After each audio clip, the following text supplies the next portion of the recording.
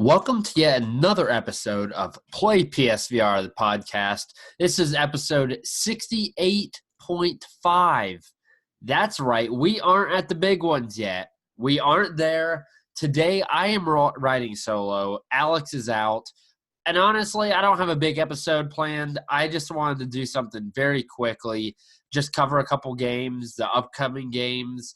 And just because we've been out for couple weeks, and so I wanted to put something out here so you got something to listen to whet your appetite for the big boy we have coming next week. So you just have me, maybe a little boring. I'm still gonna make fun of Alex. He's still make funnable. He's still easy to make fun of. He's still ugly and fat and lazy and doesn't play his games and only has 2 platinums. He still sucks. So I'm still probably gonna make fun of him, but for right now, here's the thing. I first want to cover a couple of the games that I've been playing. The first, the Power A Play of the Week, is I'm Hungry. So this is a game I didn't even know was coming out. I was not expecting it, and it's essentially a game that reminds me of working fast food. Essentially, it's what you're kind of doing. So if you haven't played it or you haven't looked at it, I haven't heard a whole lot of buzz about this game on Reddit or Twitter, so I think it's kind of gone under the radar a little bit. It's come out by Winking Entertainment, and so essentially you are a worker in this, I mean, I guess you could say fast food restaurant. It's essentially some type of restaurant that almost like a food truck. You serve burgers, fries, cola, and ice cream. And so people come up, they give you what their order is. You are under a time crunch for each round. There are different time limits, different goals to achieve different stars, which then can earn you different things. But you try to feed as many people and get their order correctly as possible, like as fast as possible. There's really not too much complexity. It gets to the point where they limit the time and the orders keep getting a little more complex in which you're really going to have to move. So in the beginning of the game, it's not very difficult. It's like someone comes up, they order some fries. Okay, so you have to take the fries. You got actually, there's a little machine that drops I guess they're frozen potatoes, and then you put them in the deep fryer, let them sit there for 10 seconds. They turn into real fries. And so each one of these items, essentially, the cola, the ice cream, the burgers, they have little things like that. So it's not as easy as, okay, just slap a burger down. You got to grab the lettuce. You got to be sure they have the right sauce on it, things of that nature. And so it very much is like working fast food, which, I mean, I'll get to that here in a minute. So first, you play in career mode. There are 2 different towns. There are 17 rounds in they're just called Small Town, and then there's a Winking Town. And so that is the harder of the 2 levels. I haven't quite made it to the second level, the second town. So I'm almost there, but it's thus far not too difficult. I think you should definitely be able to do it. After you defeat or finish all of the levels in the small town, the first one, then it unlocks a challenge mode as well. And so there's insane and normal challenge mode in there.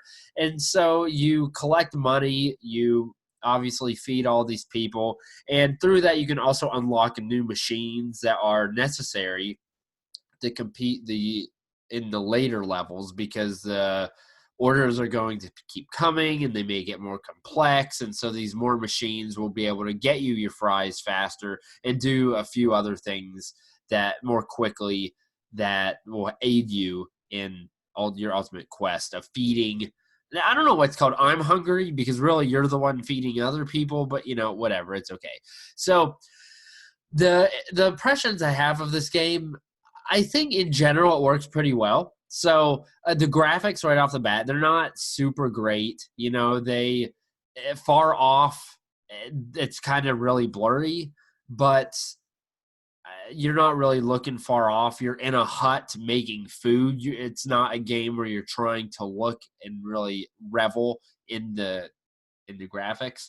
And I don't know why they repeat the same customers over and over again. There's like maybe so far as maybe 5 customers that I've seen over and over.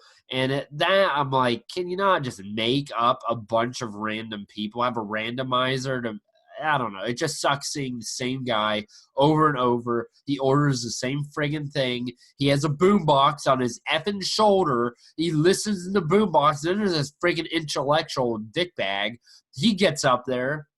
He all but pleasures himself into my hand because he sits there for like 40 seconds before he decides what he wants. I'm just sitting there waiting. I have everything there. I've got the ice cream on the stand. I got the cola ready. I got the French fries in the cup. I got half the burger made. I just need to know exactly how he wants it. And instead, he's too busy touching himself to freaking tell me what he wants so I can fix his ordered butthole. But in general, the controls work pretty well. You use 2 motion controllers. It can be a little wonky, the tracking at times. But overall, I mean, I'm definitely going to give that a pass. It works. And the game, essentially the loop, there is no story. People come, they order food, you give it to them. Pretty simple. So here's the only real issues I have with the game. In fact, it does work well. But first of all, I'm not really sure why this is a game, I guess, to be honest. Like the concept, I don't fully understand. Not to say that it's bad. I was just a little perplexed in it because like Job Simulator or The American Dream or even Vacation Simulator, all of those games have kind of mini games within them where people other robots, or in the American Dream, it's literally you are in a diner and you are making hamburgers and things for people. And so each one of those games has a section where you are essentially doing what the main purpose of I'm Hungry is. However, that is a mini game in that game. And this is an entire game made off of that mini game. So, and also a kind of was odd to me that a lot of us have worked fast food in our lives. And working fast food, I don't know anyone who actually enjoys working fast food. So it's a memory that isn't necessarily one we want to remember. And so to make a game about that, and a rather realistic one, I mean, you don't have people complaining, but you are under a time crunch. You are doing the same thing over and over again. It was a little odd of all of the concepts you would have for a video game, and in virtual reality, that's one that you would go to make an entire game off of. Again, not to say that's bad, but it was puzzling to me. Why that? But okay, so that's the first thing. Second thing is, I don't know. I didn't really get any rush from this game. I played it and I understood it and I was excelling in it and I was getting 3 stars left and right for each level.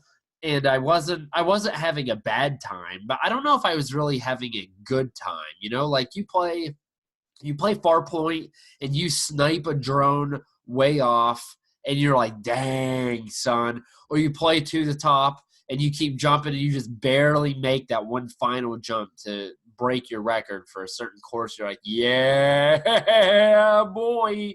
Or you play Astrobot and you find that one last little Astrobot buddy and you're like, yeah, baby. Or you find a chameleon or something. Like all of these games, the ones that we remember and we cherish, and Electronauts, you create your own game, and there's always a moment where you are like, wow, okay, either boom, I am in virtual reality, or oh, I forgot that I wasn't in this world, or some sense of accomplishment. And I never really got that yet with this game. It was kind of like Slumball in what I remember. And it's like I'm playing the game. I'm not having a bad time, but I'm not having, I guess, a good time either. I'm having like a neutral time, which, I mean, for some people, that's certainly perfectly fine. I know not all games are going to be the thrill-seeking experiences that I crave because that's my personal taste. But it's a game that if you play, you just have to kind of have to temper expectations. You know, it's not going to be something you're going to write home about. It's not going to be a game that you're probably going to show right off the bat to new friends or something. But it is a game that you could sit back and you can relax and you can play at a rather fast pace, and it is what it is. So that is I'm Hungry.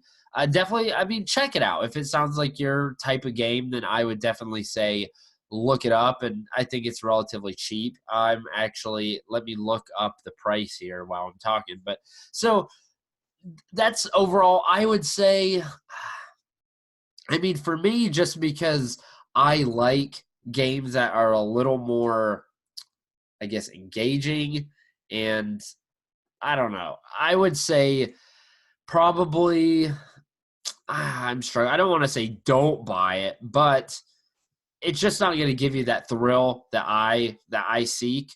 So if you like a game that you would kind of more rather relax and be able to play and not have to worry about insane tasks or really be stressed at all, then I mean that this is probably the game for you.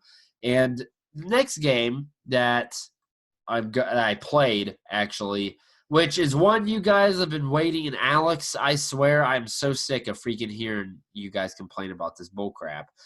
I played Astrobot for the very first time, and here's the thing. And by the way, I apologize. I'm Hungry is $16.99 on the PlayStation Store, the North American store, and honestly, for that, I would say buy this if it were less than $10. If you were interested, $17 is a lot for this experience. Now it's developed well, it works, but it's just some concepts that aren't all winners. And for me personally, this just isn't one of those that I'm like, oh, I want to go and make burgers and fries. Now the one thing that could have flipped it for me is if it had a platinum. If it had a platinum, I would have probably played this bad boy till I got platinum. But it doesn't have a platinum, and so that kind of hurts it. And one of those little things. You don't really think much about the trophies unless you're hunting them. And the fact it doesn't have one, I would have really liked for it to have one. So that is I'm Hungry. I'm going to say wait for a sale. Wait till it's under $8 or $10 and go from there. So Astrobot, back to that. So Astrobot is exactly what I thought it was, folks. It is, I mean, to the T. I knew it was going to be a good game. I knew it wasn't going to be bad. I knew the level design was going to be clever and well done, and it is. But the thing is, with it being exactly as I thought, it has the disadvantages I thought it would have, and it has the advantages I thought it had. So first of all, level design is very good, but I don't think it's as good as To the Top. I always waited, and I was hesitant in saying that To the Top had the best level design in any PSVR game because I hadn't played Astrobot, and I knew that was going to be a close second, or they were going to be neck to neck. After playing this, I can confidently say, for me, To the Top definitely has the better level design. It's more clever. It uses...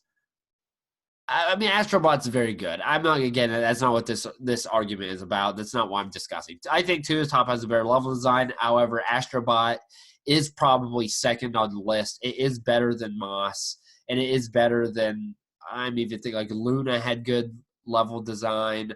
I mean, Resident Evil 7 even had pretty good level design, but it's not really that pretty. So Astrobot definitely I think is a good number 2 level design. I think Astrobot is very sweet.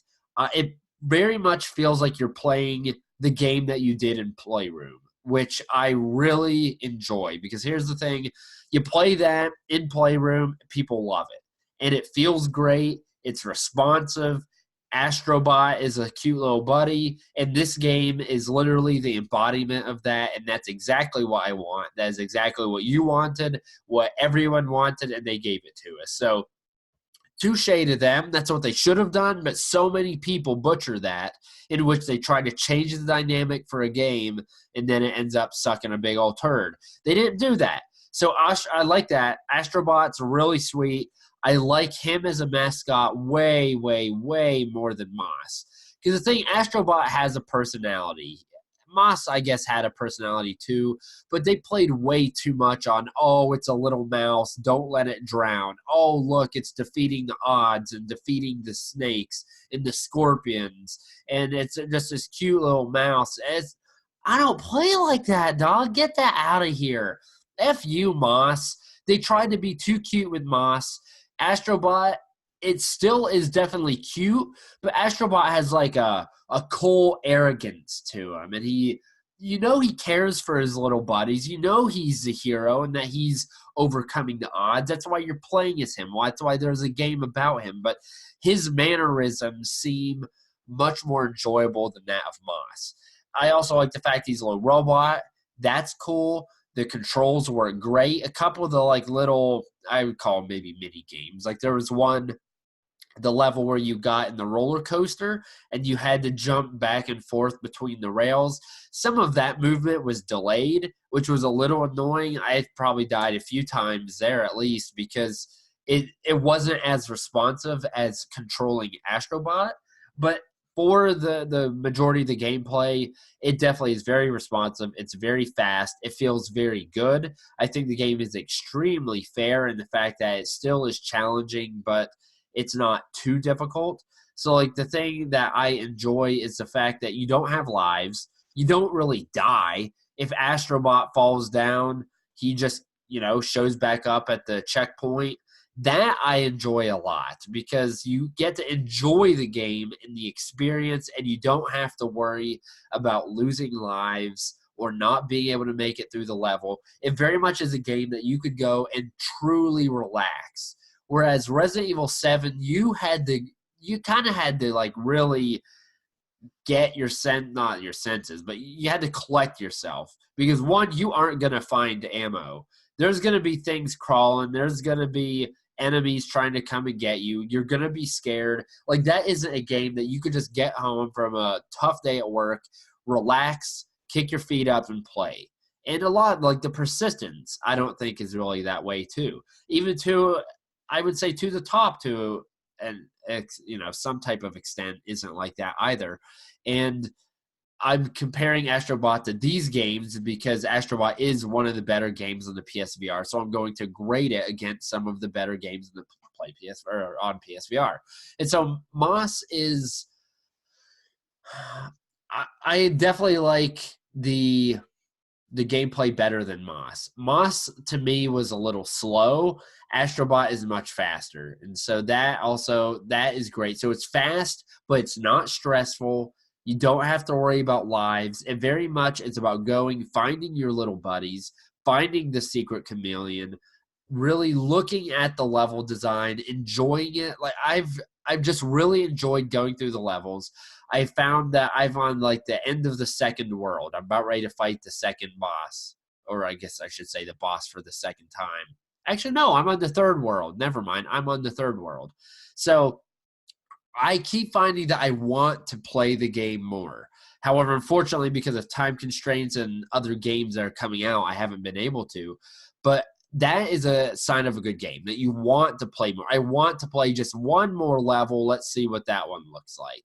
And then this is going to give me the affordability and the want and motivation to go back and, okay, let me find the chameleons. Let me find all my buddies. And I've already decided that I'm going to platinum the game and I'm going to dig Alex an even bigger hole because he effing sucks.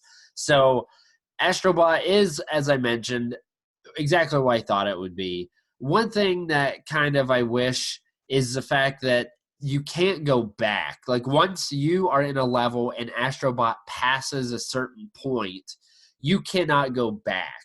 So I pretty much what this came to be and kind of an annoyance for me is that I was playing a level. I went on a rope. I went further ahead because I thought I could reach one of his little buddies that way. I was wrong. And so I had to backtrack to use another rope that would have taken me to his little buddy. But I couldn't get, you can't backtrack essentially in a level, which is kind of annoying because then you have to replay the whole level over. Now, granted, these levels aren't that long, and so it's really not been a big issue thus far, but it would have been nice to backtrack, save me some time to having to replay the whole level just to catch one little guy where I know exactly where he's at, but, I guess that's a minor complaint.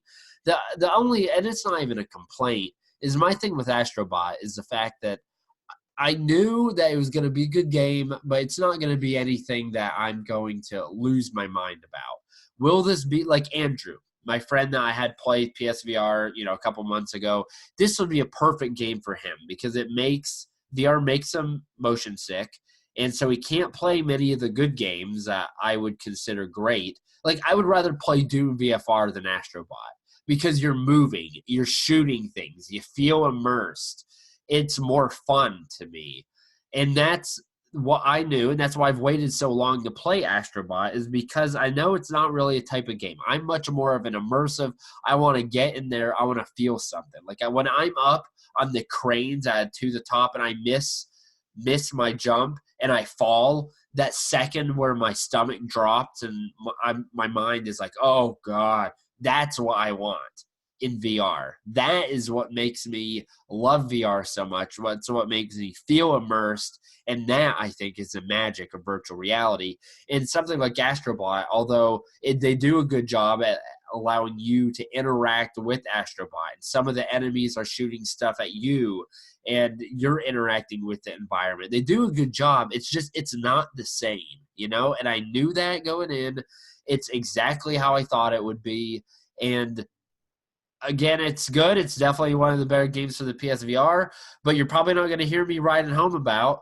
I would say I need to finish it, but I'm going to say it's a fringe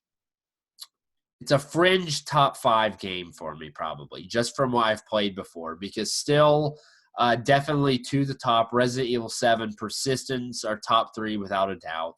And then I didn't think about this beforehand. I'm kind of making it off the top of my head. So I'd have to think about 4 or 5, and Farpoint is definitely going to have to be up there. Like, I would rather play Farpoint than Astrobot. And that's a personal list, of course. I think if you probably poll everybody, Astrobot's way, way up there. But so it's what I thought it was. But I finally played it. Quit complaining to me. I dropped some money on it. I don't want to hear about how cheap I am, how stupid I am. I played Astrobot. You and I, listener, we are on equal levels. Okay. I'm just going to do one segment. I'm just going to burn through it, baby. Let's do it. So the games that are coming out this week, the Copper Canyon Shootout. So the summary here is, howdy, partners.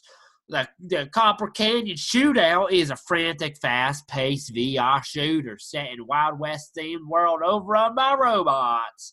You find yourself outnumbered and outgunned against an invasion of corrupted enforcement machines. You must fight your way through the Copper Canyon to get rid of this evil robot horde.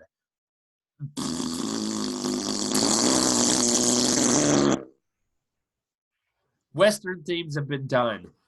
Overrun by robots have been done. This just seems like it's going to be another cliche Western shooter. Almost reminds me of Westworld, the TV show, but it's not going to be anywhere near as good. And here's the thing, dude, we got wave shooters. How many freaking PSVR games are built around you are in a world and you somehow machines have taken over? There's a lot of them. Let me put it that way. I don't even want to start naming them off. There's a lot of them. I mean, can we really not find something else a little more clever? But whatever. All the Western games I've played haven't been super great.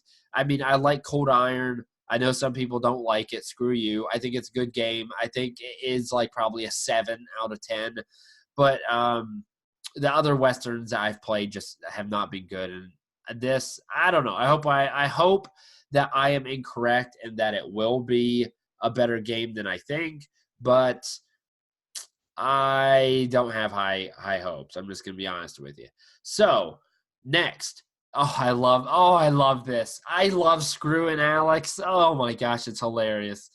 Focus on You. And this is just, I can't write a better script than this. Get to know a cheerful yet shy high school student. Hanwha. I don't know how to say it. Some Chinese, maybe Japanese, Korean. I don't know. I'm going to be honest. I'm an uncultured freak show. Recall the memories of your beautiful first love through a realistic experience that was previously unattainable in a dating genre game. Yes. This is going straight to Alex's inbox, baby. Oh, he loves all these freaking weird Japanese dating games like Neptunia or multi-dimensional Neptunia or whatever that's called, and Hatsune Miku, and that weird one where he was in that girl's bedroom and they were just sitting there like singing with their friends, whatever that was. Dude, you cannot ask for a better game for Alex. Oh, I love it. And the thing is, he doesn't like these games, but I'm not going to play them. So I'm going to make him play. Oh my gosh, that is good. This is fantastic. I cannot ask for any better. That is perfect. Oh, focus on you, Alex. I hope you're listening there, B-hole, because you're about ready to date a high school Chinese girl. Oh, dude, is that good. Okay. Next is Telefrag VR. Now, I've heard of Telefrag. Telefrag looks pretty good. They say it's a hellishly fast-paced competitive arena shooter with visceral movement and combat mechanics inspired by classic first-person shooters. As a space gladiator, dash, run, shoot, teleport around unique areas that feature impossible geometry where there's no right side up and where death can come from any direction. Sounds very good. The game did look good. I do hope we get codes to this bad boy. Even if we don't, I may play it. Here's the thing. This looks like a more fun version of Space Junkies, which I'm so glad Alex isn't here because he would have lost his mind and he would get so angry because he doesn't realize Space Junkies isn't that good. But the thing is, Space Junkies isn't that good. The premise of Space Junkies is pretty good, but I'm sorry. It's just not that good. This, however, looks like it's more fast-paced, and it does look like it could be better. And so I'm looking forward to it. I hope, like I said, that we do get to play it, and we'll be able to report next week on how Telefrag is. Or even better, you could play us, and you could lose to us, just like all do in all games. So those are the 3 games popping up. I'm sure something else will come because the drop's right about 50% of the time. Last thing I want to cover before I close this bad boy down is my airing of grievance. And oh boy, do I have one. So here is the thing, okay? Sony sometimes sucks. And you may argue they suck a lot. So I've already told you I think Astrobot is a good game. I'm not bukus for bucks on Astrobot. I'm like, it's a good game, whatever. But how have they not marketed Astrobot more? That is ludicrous. Here's the thing. Every time I play Astrobot, I cannot stop thinking this is Sony's answer to Mario. This is it. And it has everything. It's got a cute character. It's got limitless possibilities for games. It's everyone who sees him, even if they don't have VR, they think he's adorable. It's a great mascot. It's likable. It's a great story. They've come up with them themselves. So it's not even like they're using Moss as between Moss and Astrobot. Astrobot is way better mascot. Because now Sony's not going to have to go and talk to, be like, hey, I think it was Polyarch who created Moss and try to weasel hey, can Moss be the mascot for PSVR? No, you created the mascot. You created the perfect friggin' mascot. And so I looked and I was like, okay, I need to have a little figurine of this guy. I need to have a little plushie of this guy. I need to have a poster about this guy. I was going to put him in the backdrop here in my room. I was going to do something here. I mean, I would honestly just like a little figurine of Astrobot. He's a cool mascot, and it's something I would put on a desk or in my room or in the my little play area studio. I mean, it would be a fun thing. Not a single mother effing Astrobot piece of merchandise. Not a shirt. Not a poster. Not a figurine. Not a plush toy. Nothing. How stupid do you have to be to have the absolute perfect mascot that you created, that you had in your demo disc, and that was loved so much that you created it into a game that people are clamoring for? All these platforms, whether they are VR specific or not, raved about Astrobot, saying that it was Sony's Mario, that it was what makes VR unique. I mean, you had all these people in the palms of your hands. And here's the thing with Astrobot, even if you were not playing in VR, if someone, like say someone didn't have VR, they would buy that for a 2D game. You put that in PSN store, you obviously would have to alter it a little bit because it's not in virtual reality at that point. Like if they made it into a 2D game, not that much. They wouldn't have to change it that much, but they could do it and that would sell like hotcakes because the idea is wonderful. The mascot is wonderful. The game is wonderful.